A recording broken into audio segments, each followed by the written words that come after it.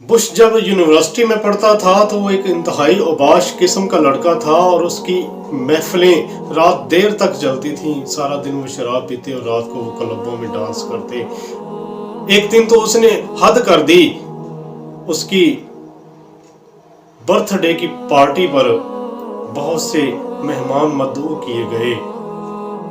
सामीन कराम, आपको बताता चलूं कि बुश का जो वालिद था वो सदर था, उसका भाई भी सियासतदान था, दूसरा भाई उसका वो एक बहुत बड़ा बिजनेसमैन था।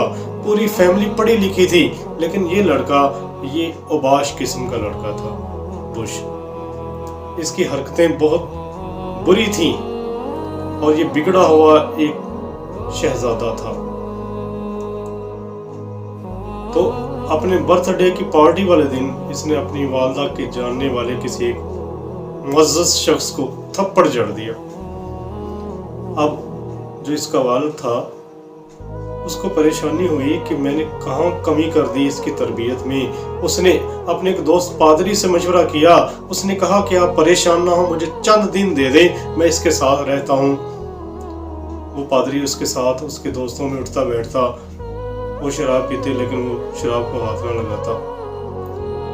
उसकी जो अच्छी आदत थी वो देख देख कर एक दिन बुश भी उस जैसा हो गया।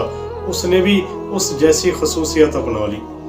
हालांकि बुश ये समझ रहा था कि ये पादरी भी मेरे जैसा हो गया, लेकिन असल में बुश उस जैसा हो गया था।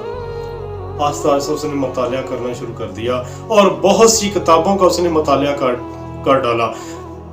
कहा जाता है कि कोई ऐसी तारीखी किताब नहीं जिसका मतालिया बुश ने ना किया हो। तो सामीन कराम, वो बिगड़ा हुआ लड़का एक अच्छी सोहबत में जाते ही यकसर बदल गया। सिर्फ एक पादरी ने, जो कि जिसका चाल चलन ठीक था, उसने उस बुश को, जो कि आबाश था, आवारा था, बद तहजीब था, उसको तहजीब सिखा दी। उसको एक मतालिया करने वाला शख्स बना दिया।